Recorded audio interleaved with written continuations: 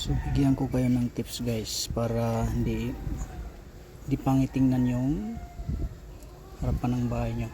Kung meron kayong plants gaya nito matumba, tapos ibangon nyo tapos talian nyo, huwag kayo gumamit ng may kulay na kaya nito ugly, pangit siya, sagwa siya tingnan, lalo't nasa labas siya ng pader.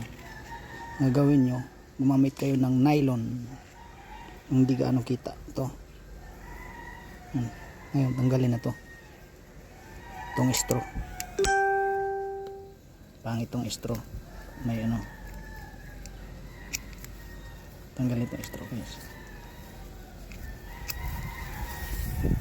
Ayan.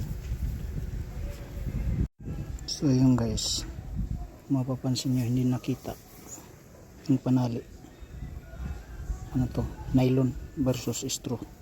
So ayan, kung mapapansin nyo hindi nakita, pero naitali na natin ng nylon tong itong black na to.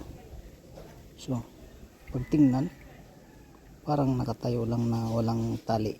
So ayun lang guys, sana nakatulong sa simpleng tips about sa pagtali ng isang halaman sa labas ng pader.